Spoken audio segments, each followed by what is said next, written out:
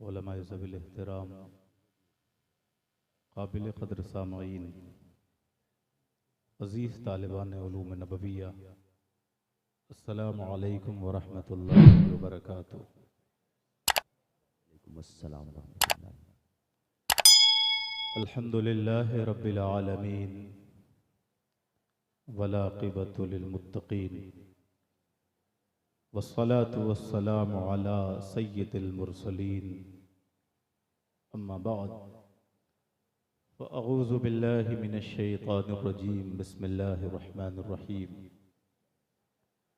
वलिल्लाहिल इज़्ज़तु वलिरसूलिहि वलिल मुअमिनीना वलाकिन्नल मुनाफ़िक़ीन ला यअलमून। सदक़ल्लाहु मौलानल अज़ीम व सदक़ रसूलुहुन नबियुल करीम व नहनु अला ज़ालिका लमिनश शाहिदीन वश्शाकिरीन वल्हम्दुलिल्लाहि रब्बिल आलमीन। कुछ अर्ज़ व मारूफ़ से क़बल अपने आक़ा व मौला की बारगाह में निहायत ही अदब व एहतराम के साथ दरूद पाक का हदिया पेश कर लें। पढ़ें अल्लाहुम्मा सल्लि अला सय्यदिना मौलाना मुहम्मद मादनिल जूद वल करम वालिहिल किराम वब्निहिल करीम व बारिक वसल्लिम सलातम व सलामन अलैका या रसूल अल्लाह सल्लल्लाहु ताला अलैहि वसल्लम। मेंबर शरीफ पर जामिया के असातिज़े इकराम की मुक़द्दस जमात बैठी हुई है और अनक़रीब दुनियाए सुन्नियत की वो मोतबर तरीन शख्सियतें जलवा फरमा होने वाली हैं जिनकी जूतियाँ सीधी करके हम लोग भी कुछ लायक हो गए हैं। बेशक बेशक। बक़ियतुस सल्फ़ खैरुल अज़किया हज़रत अल्लामा मोहम्मद अहमद साहब क़िबला बरकाती, मोहम्मद अहमद साहब क़िबला मिसबाही दामत बरकातुहुल क़ुद्सिया अनक़रीब तशरीफ़ लाएंगे। सिराजुल फ़ुक़हा हुज़ूर मुफ्ती निज़ामुद्दीन साहब भी जलवागर होने वाले हैं और हज़रत अल्लामा मसूद अहमद साहब क़िबला बरकाती वो भी तशरीफ़ लाने वाले हैं। इन उलमाए रब्बानीन से आपको खिताब समात फरमाना है। मैं बहैसियत तालिब इल्म थोड़ी देर के लिए आपकी समातों की दहलीज पर हाजिर हुआ हूँ। मिंबर पर मेरे बहुत से हम सबक हजरात भी बैठे हुए हैं, कुछ अहबाब भी हैं और नाज़िम की शक्ल में मौलाना कैसर रज़ा आज़मी बड़े मशहूर हैं और यहाँ मौजूद हैं। ये हमारे हम सबक रहे, अल्हम्दुलिल्लाह मुझे इन पर फ़ख्र है। और ये अलग बात है कि ये कह रहे हैं कि मैं मेहनत न कर सका इसलिए नाज़िम बन गया, वरना नाज़िम बनने में सबसे ज़्यादा मेहनत करनी पड़ती है। जो मेहनत दरसगाह में करनी चाहिए वो यहाँ करनी पड़ती है। बहरहाल मेहनत तो होती है चाहे जहाँ भी हो। अल्हम्दुलिल्लाह हज़रत नाज़िम के साथ साथ एक अदारे के प्रिंसिपल भी हैं, ये भी बहुत बड़ी बात है। बहरकैफ थोड़ी देर के लिए हाजिर हुआ हूँ। सबसे पहले बेहतर समझता हूँ अपने खिताब को कुछ आगे बढ़ाने से पहले हज़रत अल्लामा आसी गाज़ीपुरी के नातिया दीवान से दो मिसरा पढ़ लो और उसके बाद तिलावत करदा आयत पे शर्फ़ हम कलामी। एक मरतबा आप दरूद पाक सुना दें, पढ़ें अल्लाहुम्मा सल्लि अला सय्यदिना मौलाना मुहम्मद मादनिल जूद वल करम वालिहिल किराम वब्निहिल करीम व बारिक वसल्लिम सलातम व सलामन अलैका या रसूल अल्लाह सल्लल्लाहु ताला अलैहि वसल्लम। हज़रत आसी फरमाते हैं, न मेरे दिल ना जिगर पर ना दीदे तर पर, न मेरे दिल ना जिगर पर, न मेरे दिल ना जिगर पर, न दीदे तर पर करम करे वो, करम करे वो निशाने कदम तो पत्थर पर करम करे वो। जरा झूम के सुभान अल्लाह कह दीजिए, सुभान अल्लाह, सुभान अल्लाह। कदम तो पत्थर पर करम करे वो। निशाने कदम तो पत्थर पर। तासीर देखिए, अल्लाह अकबर।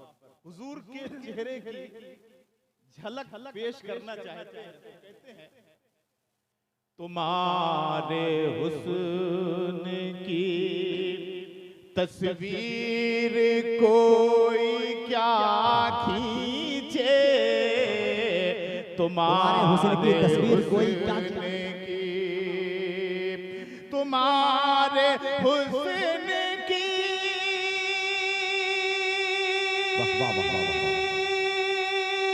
तस्वीर कोई क्या खींचे, नजर ठहरती नहीं, नजर ठहरती नहीं, आरिज़े मुनव्वर पर नजर ठहरती नहीं, आरिज़े मुनव्वर आरिज़े मुनव्वर पर नजर ठहरती नहीं।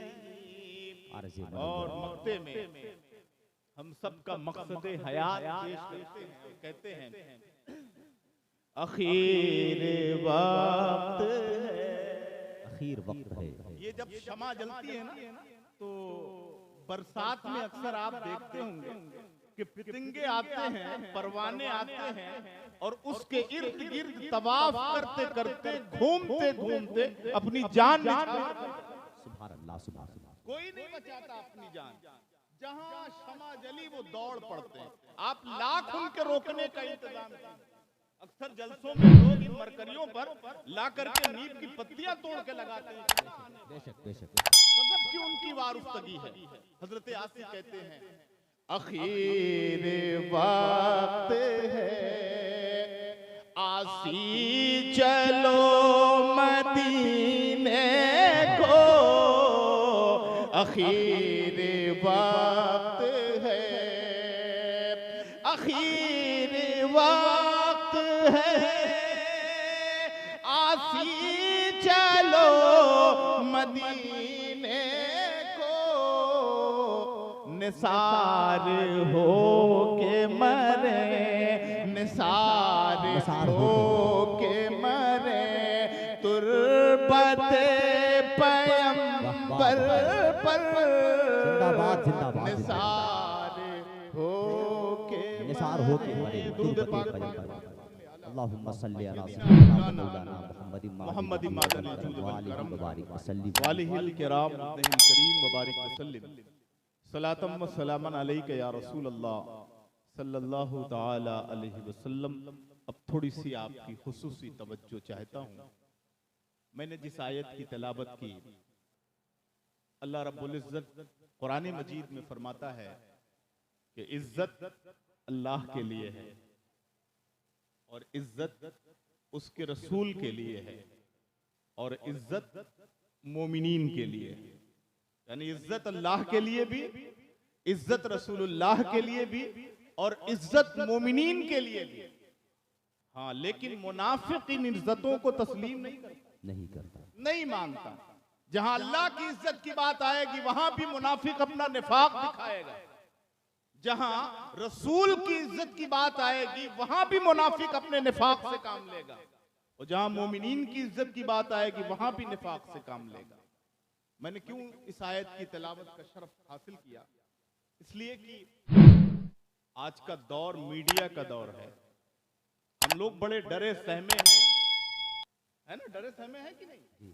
सब लोग डरे हुए हैं, क्या होगा, फलाना आ गया क्या होगा, ढेका आ गया क्या होगा, क्या होगा? कुछ नहीं होगा। हम मुसलमान हैं, हमारा अकीदा अपने रब पर है, वही होगा जो मंजूर खुदा हो। वाह वाह वाह। किसी के आने से किसी के जाने से कोई फर्क नहीं पड़ता। लोग आते रहेंगे जाते रहेंगे। हाँ, आपको अपने ईमान पर मजबूती से कायम रहना है। बेशक बेशक। तू न मिट जाएगा ईरान के मिट जाने से, नशे मैं को ताल्लुक नहीं पैमाने से, है आया यो रिशे तातार के अफसाने से, पासबा मिल गए काबे को सनम खाने से। जिंदाबाद जिंदाबाद। तो हो सकता है कि जो आज आपकी मुखालिफत में है कल अल्लाह करम फरमा दे तो वो आपका मुआफिक बन जाए। बेशक बेशक। हाँ, आपको अपनी इस्लाह करनी है, अपने आमाल को दुरुस्त करना है, डरना नहीं है। ऐसा नहीं कि डर के वही बात बोले जो दूसरा आपसे बुलवाना चाहता है। एक मौली साहब बड़ी जमात से ताल्लुक रखते हैं और बड़ा उनका हिंदुस्तान में नाम है, एक बड़ी जमात के अमीर हैं। उन्होंने एक इंटरव्यू दिया, अभी अपने स्टेज पर सबको जमा किया, बेगानों को भी अपनों को भी, और एक इंटरव्यू दिया और एक ऐसी बात कही जो आज तक किसी ने नहीं कही थी। बड़ी जसारत, बड़ी जुरात के साथ ये बात कह दी कि ओम का मतलब अल्लाह है अस्तगफिरुल्लाह। और मनु ये अल्लाह के पैगंबर है माज़अल्लाह। सुना कभी आपने? मेरे आका फरमाते हैं यकूनु फी आखिरी ज़माने दज्जालूना कज़्ज़ाबून, आखिरी जमाने में दज्जाल होंगे, कज़्ज़ाब होंगे और तुम्हारे पास ऐसी ऐसी बातें लाएंगे न तुमने सुना न तुम्हारे आबो अजदाद ने सुना। बेशक बेशक। पूरा मजमा बताए कि आज से पहले आपने ये सुना था या आपके आबो अजदाद ने ये बात सुनी थी कि कोई कहे कि ओम का मतलब अल्लाह है? नहीं, ये ऐसी बात है जिसे दज्जाल और कज़्ज़ाब ने कहा। वो डरे हुए हैं, वो सहमे हुए हैं, वो आरएसएस से डर के अपने आप को उधर ही ढालना चाहते हैं। मुसलमानों, ये ऐसी बात है जो बहुत बड़ी जुरात की बात है। हमारा रब, हम नहीं कहते कि आप किसी के मजहब पर कोई बात करें, नहीं, लेकिन दूसरों की माबूदाने बातिल को अपना तस्लीम कर लेना ये शरीयत हमें नहीं सिखाती। आज आप मदरसे से ये उलमा फारिग हो रहे हैं, ये कौम को बताएंगे कि दीन क्या है, शरीयत क्या है, इस्लाम क्या है। आपने इनको अपने मदरसे में पढ़ाया लिखाया, ये कौम के पास जाएंगे तो उन्हें दीन की तालीम देंगे, न कि ऐसी ऐसी बातें बताएंगे जो आपने न सुना न आपके आबो अजदाद ने सुना। इसलिए आला हजरत अजीमुल बरकत मुजद्दिदे दीन व मिल्लत इरशाद फरमाते हैं, सूना जंगल रात अंधेरी छाई बदली काली है। सूना जंगल रात अंधेरी छाई बदली काली है। सोने वालों जागते रहियो चोरों की रखवाली है। भाई हमारी तरह तो शक्ल लगती है, दाढ़ी भी बना रखी है, टोपी भी लगा रखा है, नमाज भी पढ़ते हैं, मसाजिद भी बना रखी है, बहुत कुछ तरीके ऐसे ही हैं, लेकिन बातें ऐसी हैं कि अगर उन बातों को आप कबूल कर लीजिएगा तो ईमान हाथ से चला जाएगा। सूना जंगल रात अंधेरी छाई बदली काली है। सोने वालों जागते रहियो चोरों की रखवाली है।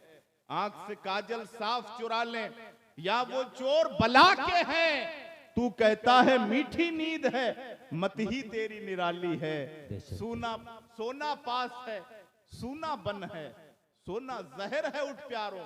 अच्छा एक बात बताइए, अगर आपको 1 किलो सोना दे दिया जाए और सवारी गाड़ी से या ट्रेन से आपको बनारस का सफर तय करना है, तो आप कितने अटेंशन रहेंगे, कितने मुहतात रहेंगे। आप झोले में सोना रखा हुआ है, बार बार नजर जाएगी, कोई देख तो नहीं रहा, कोई हाथ तो नहीं साफ कर देगा, दिल धड़कता रहेगा, कहीं ऐसा ना हो कि कोई मुझ पर हमला कर ले, कोई ये सोना छीन ले।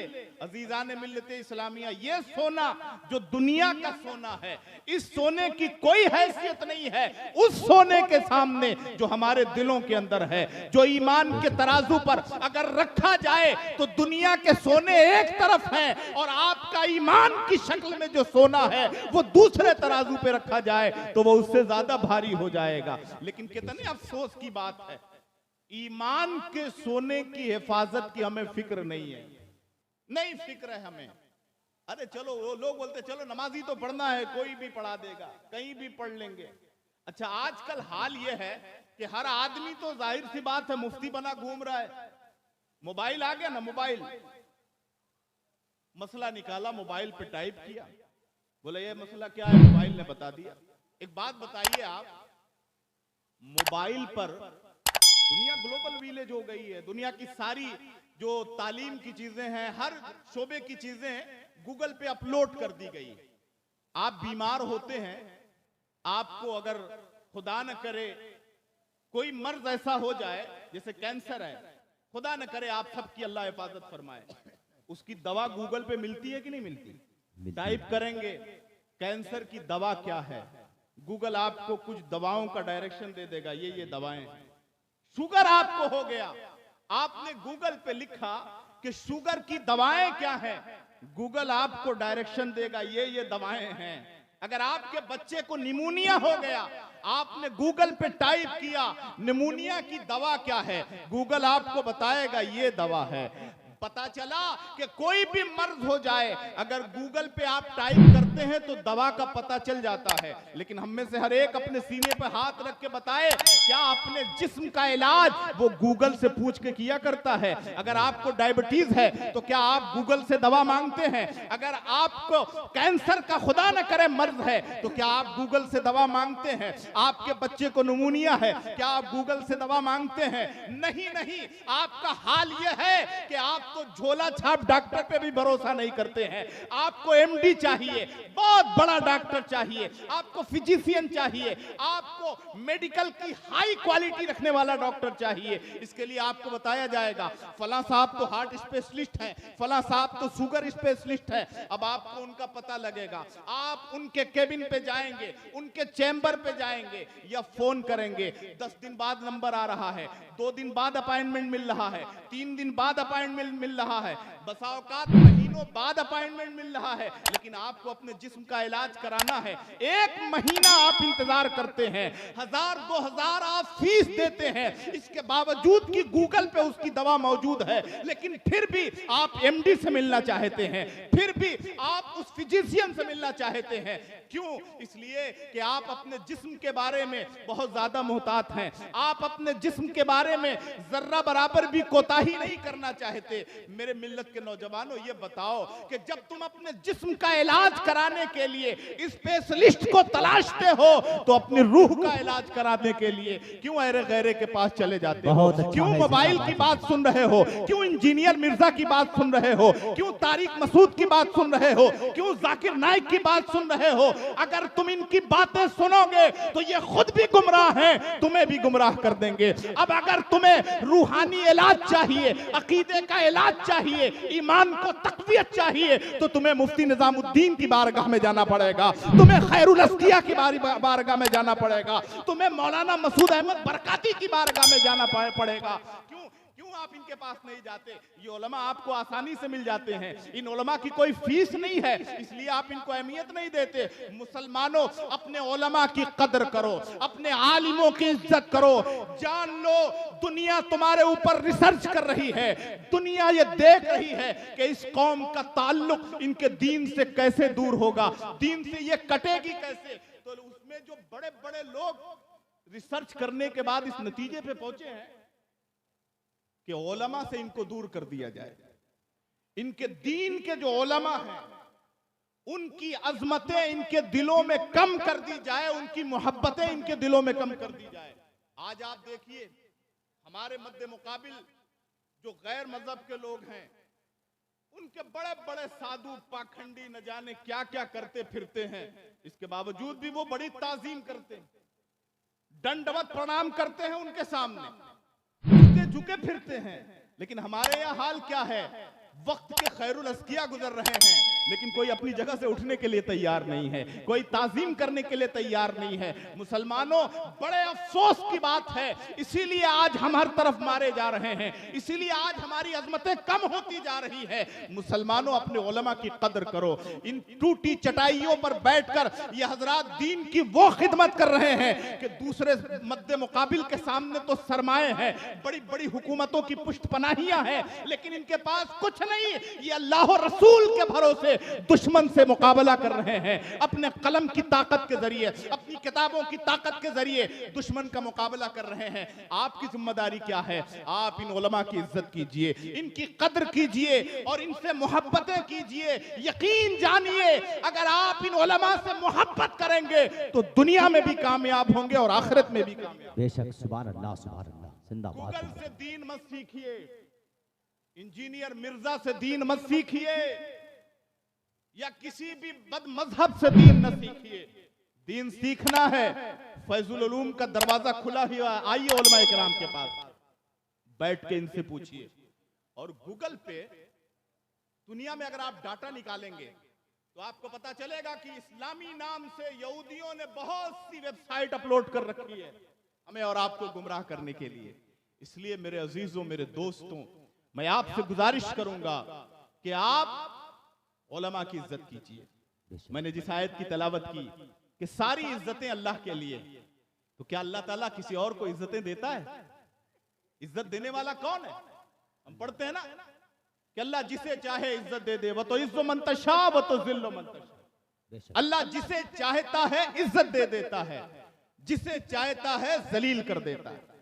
अल्लाह जिसे इज्जत देना चाहता है, अगर पूरी दुनिया मिल जाए फिर भी उसे जलील नहीं कर सकता। बेशक बेशक, जिंदाबाद। दुनिया ने हर जमाने में हमें और आपको जिल्लत में देखना चाहा है, लेकिन हमारे रब ने हमेशा हमें इज्जत अता फरमाई है और इंशाअल्लाह आज भी इज्जत अता फरमा रहा है और कल भी इज्जत अता फरमाएगा।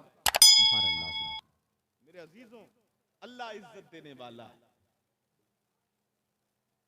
इज्जत अल्लाह के लिए, इज्जत रसूल के लिए। अल्लाह ने अपने रसूल को बेपनाह इज्जतें अता फरमाई। तू घटाए से किसी के न घटा है न घटे, बेशक बेशक। तू घटाए से किसी के न घटा है न घटे, जब बढ़ाए तुझे अल्लाह ताला तेरा। वरफाना लका जिक्रक, ऐ महबूब हमने आपका जिक्र बुलंद कर दिया। महबूब का जिक्र बुलंद है।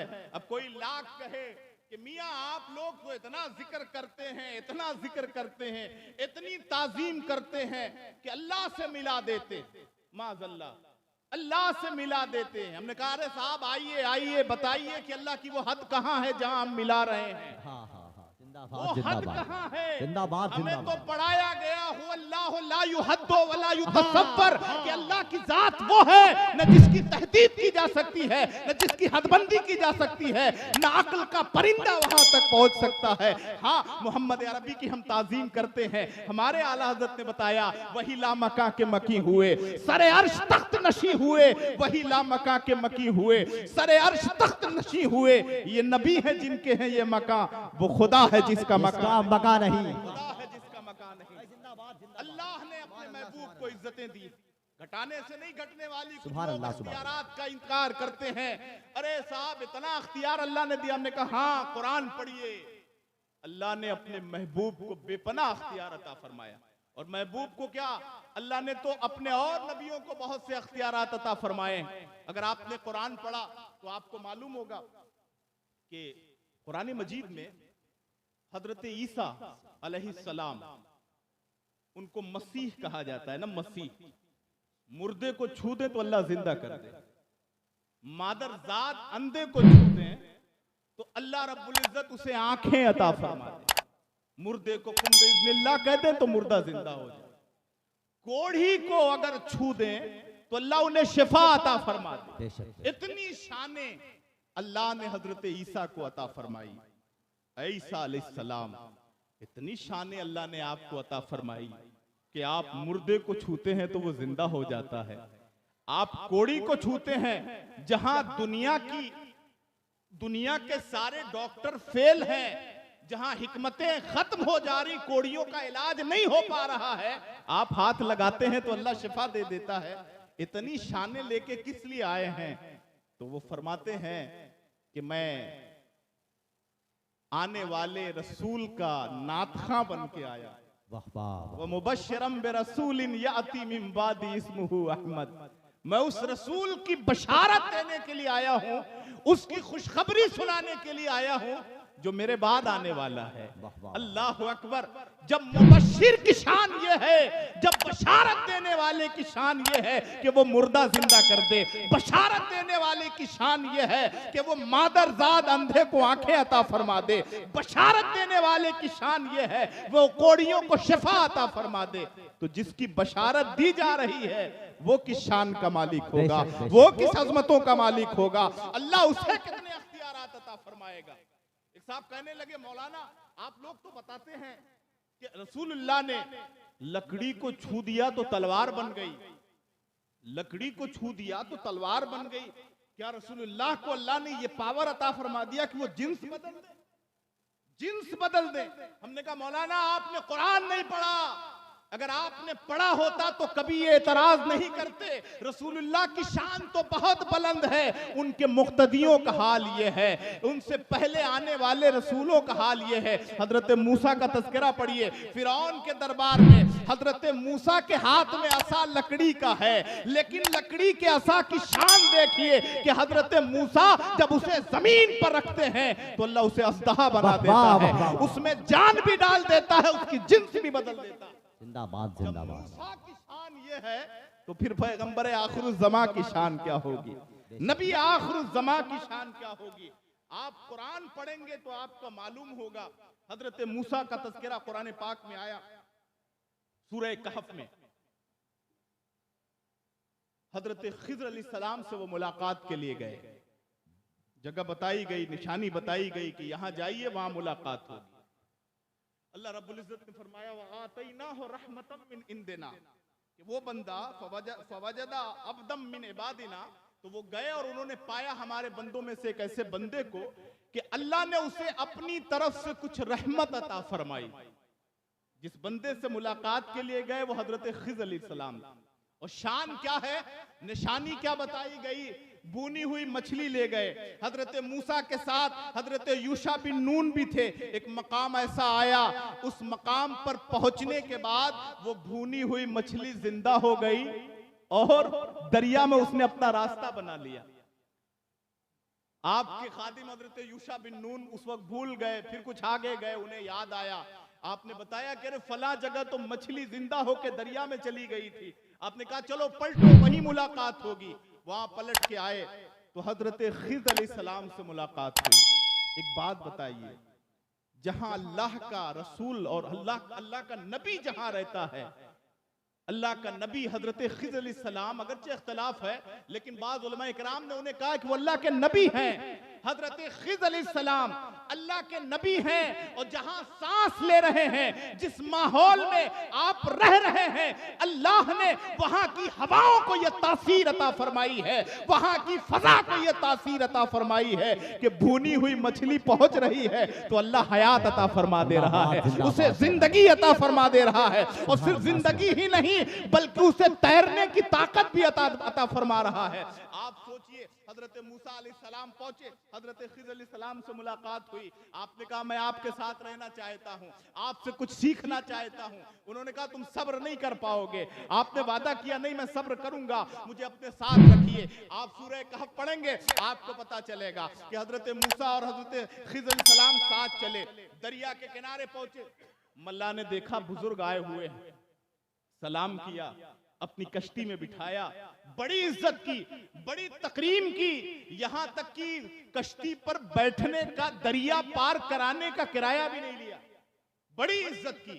और जब उस पार पहुंचे तो हजरत खिज़र अलैहिस्सलाम ने उस कश्ती से एक तख्ता निकाल दिया, उसको ऐबदार बना दिया।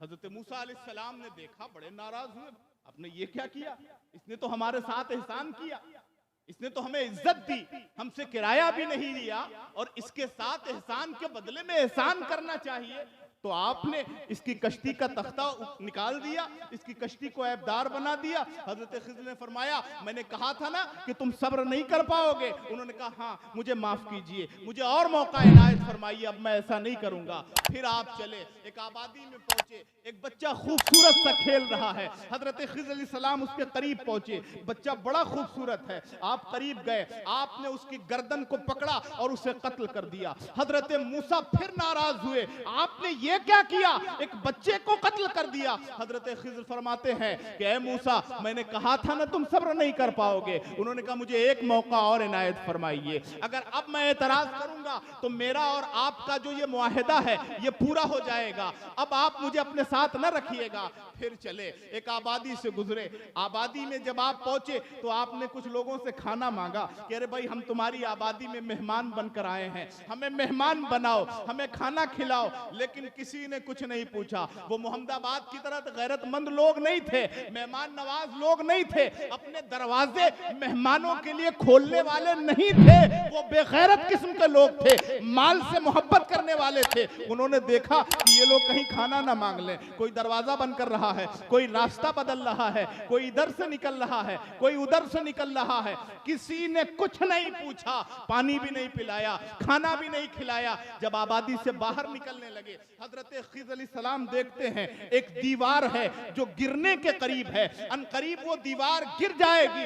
हजरत खिज़र अपना दस्ते नबूवत लगाते हैं और उस दीवार को सीधा कर देते हैं, उसे ठीक कर देते हैं। हजरत मूसा अलैहिस्सलाम फरमाते हैं, आपने ये क्या किया? ये तो नाअहल लोग थे, अगर आप चाहते तो अपनी इस मजदूरी की कीमत ले सकते थे और हमारा कम से कम कुछ काम चल जाता, हम खा लेते। हजरत खिज़र अलैहिस्सलाम फरमाते हैं, हमारा और तुम्हारा वादा पूरा हो गया।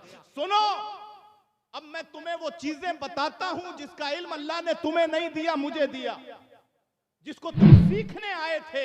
मैंने उस मल्लाह की कश्ती को ऐबदार इसलिए किया कि दरिया के उस किनारे एक जालिम बादशाह था जो लोगों की कश्तियां गसब कर रहा था। मैंने सोचा इसने हमारे साथ एहसान किया है, हमारे साथ इसने इज्जतो तकरीम का मामला किया है, इसने हमें दरिया के उस पार लगाया है।